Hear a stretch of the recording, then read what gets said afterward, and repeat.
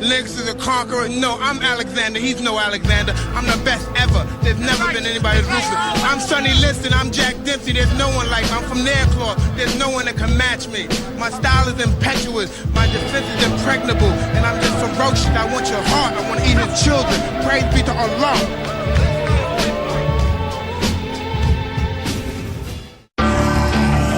Let's go!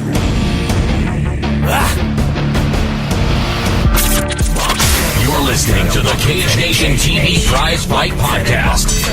Coming to you from the Candid Cameron Studios in State College, Pennsylvania. Here's your host, Albert Cameron. That was the one, the only Iron Mike Tyson bringing us in for the Prizefight Podcast this week. I'm your host, Albert Cameron. Thank you very much for joining us for the Prizefight Podcast. Friday is podcast day. Friday is also the Friday 5 over at CageNationTV.com, where this week, I had a lot of fun with this one. I held my own little IFL, the International Fight League. I held my own little draft. I said, of all the guys in the Pittsburgh area, who would I want on an IFL team? And I'm very happy with the results after the Prizefight Podcast. Make sure you go over and check it out at CageNationTV.com. This week on the Prizefight Podcast, Eldoro Pete Williams and Mark the Hammer Coleman will be inducted into the UFC Hall of Fame. Ohio is set to mandate same-day weigh-ins, which have a lot of people up in an uproar. Is Brock Lesnar the first of public figures to be moving to Canada in the wake of the upcoming presidential election? The answer is no. I don't want to get anyone worked up. The answer is no. But Brock Lesnar does have a really interesting tie to Canada to his upcoming UFC 200 fight against the Super Samoan, Mark Hunt. Before we get into all that, though, the elephant in the room is that ESPN.com is reporting that the UFC Sale is close. The paperwork hasn't been signed yet. The ink isn't dry. But there have been two substantial bids coming in for complete ownership of the Ultimate Fighting Championship. Complete ownership. Zuffa Entertainment could possibly be getting out package and parcel. Now, reports are that an American investment conglomerate, which includes the group that owns the New England Patriots, and a Chinese investment firm, have both come to the table with multi-billion-dollar offers. Now, of course, this is big. Zuffa Entertainment, or Zuffa LLC, let's get it right, Albert. Zuffa LLC is the group that bought the UFC from the Semaphore Entertainment Group, the SEG. It was Zuffa that bought the UFC in its very late stages of poor health, and it was Zuffa that made the Ultimate Fighter, that made the UFC what it is today. Zuffa is what got it on Fox TV. Zuffa is what launched UFC Fight Pass. So, we would be remiss if we did not start getting ready for a post-Zuffa UFC. Now, both groups, both the United States conglomerate and the Chinese investment group, have both expressed interest that they want to keep Dana White on. If nothing else than for a figurehead, they want to keep him involved with the product, and I agree with that. Dana White, probably one of the most outspoken individuals in all of combat sports. I really liken him to Don King, minus all the scumbag things. I don't see Dana White doing the unsavory things that Don King may have been accused of doing. But Dana White is certainly one of the most recognizable figures in mixed martial arts, and if it wasn't for Dana White being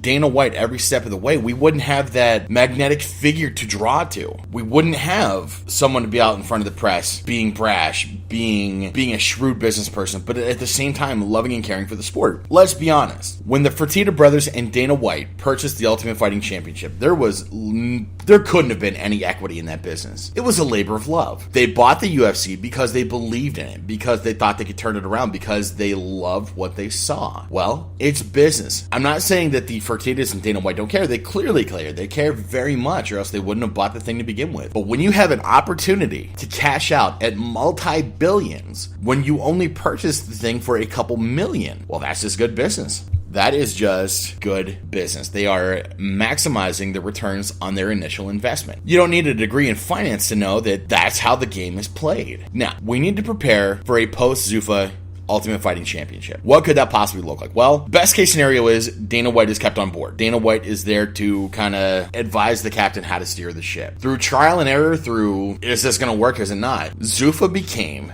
the world's most prolific mixed martial arts promoter on planet Earth. No one does it better than Zuf. People have tried. We all remember Gary Shaw and Pro Elite, right? They were going to get together the small guys and damn it, we're going to take down the UFC. Well, it didn't happen that way. Kurt Otto and Garib Sheamus got together and we're going to form the International Fight League, and we're going to give the fighters everything they don't have with other promotions. We're going to give them training benefits. We're going to give them health care. There might have even been retirement. And that lasted for what, 2 years? The UFC just does it right. And without Zuf Entertainment, well, we got to hope that the folks who are buying the Ultimate Fighting Championship know what to do with it. If it's the same group that owns the New England Patriots, clearly they know sports promotion. They know how to get that brand in front of sports consuming audience. If the Chinese investment firm buy the UFC, China's economy is huge right now. That is why Hollywood is pandering to China right now. I don't want to say pandering in a bad way, but it serves its master to get in the good graces of the Chinese culture and economy. Chinese economy is doing fantastic right now. The Chinese economy is, there's a reason why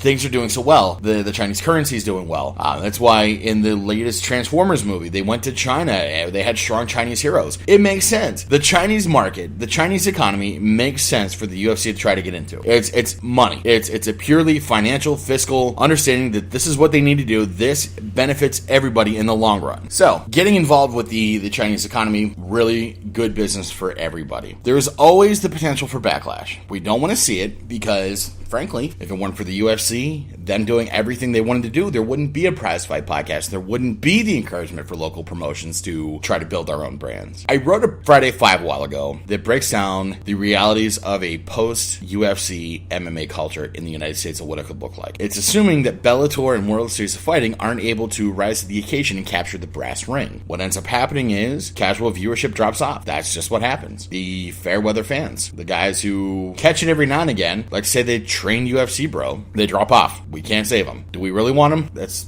subjective. TV saturation of MMA may also drop off. If the UFC were to go away, confidence in the sport also drops off. What also happens though is there's enough of us where we love the sport so much, we spend our heart and soul training. You train, I don't train. But there's so many people training in MMA right now who have the itch to compete that who ends up benefiting are the regional promotions. They're the ones who are going to rise up from the ashes of the UFC if it were to collapse. They're the ones who are going to rise up and say, hey guys, we're here. You still get your MMA fix.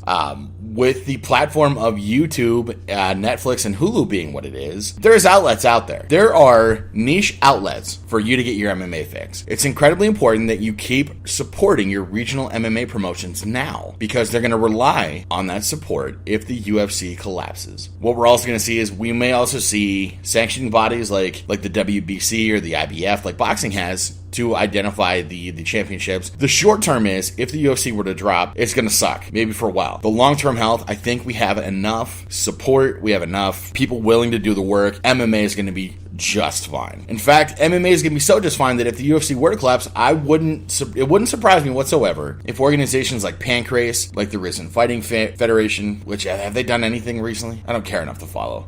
Asian promotions trying to come into the UFC because we do have the purchasing power. So we're expecting that shoe to drop any day now. The word that the sale is final, word that the UFC has been purchased.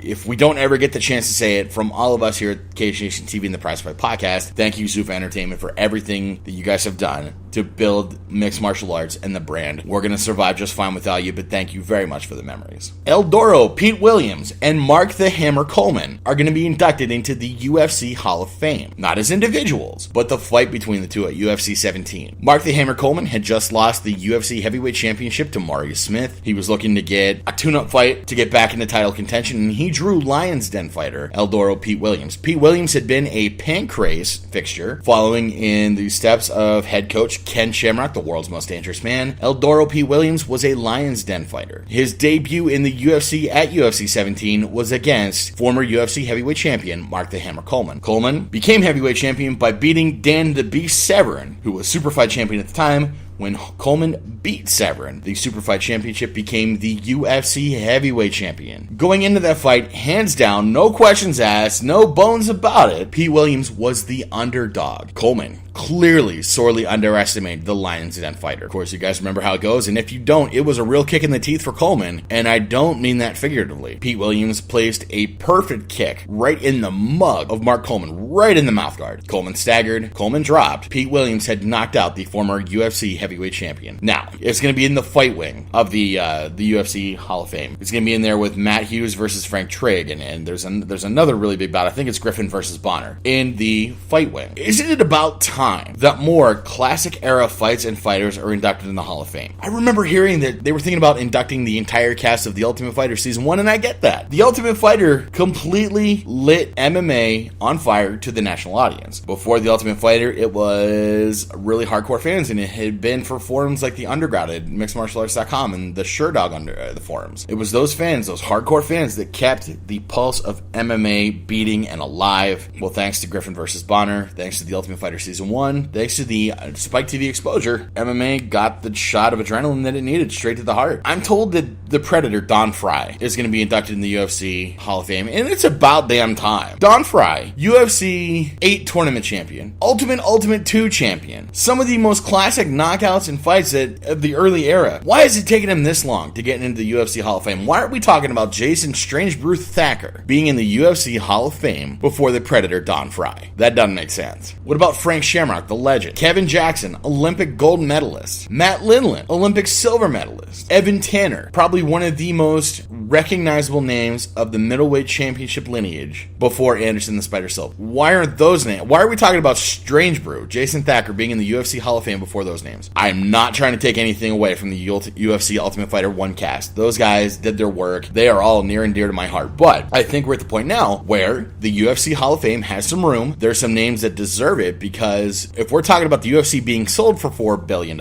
we really need to tip our hats to the names that made the UFC what it was when it was hardly worth hundreds of thousands of dollars. It's just right. It's karma. Moving on to the Buckeye State, Ohio is set to mandate same-day weigh-ins in the state of Ohio. Big credit to the story goes to Dave McKinney in Bluegrass MMA. Fantastic guy. Excellent website. Effective on July 1st, Ohio requires that fighters weigh in on the same day that they're going to fight. This only applies to professional amateur cards only. All professional cards like the UFC and Bellator, they're exempt. If it's an all-pro card, they weigh in the day before, no problem. And I have to wonder, did Ohio do this because they don't want to raise the ire of the UFC? Because it makes sense for the UFC. Stipe Miocic and Jessica Iwalai. The UFC stands to cash big. So does Ohio. Whenever the UFC comes to Ohio, did they put the clause in that all pro cards, they don't have to have the same day weigh-ins because it makes sense for them not to piss the UFC off? Well, absolutely. But pro-am cards, if you're fighting on a pro-am card in the state of Ohio, effective July 1st, you have to weigh in the same day you're going to fight. Bernie Profato, Ohio Athletic Commission Executive Director, still believes that the new rule allows time for rehydration. Let's think about the anatomy of a weight cut. What is a weight cut? A weight cut is the calculated loss of body mass to compete at a certain weight class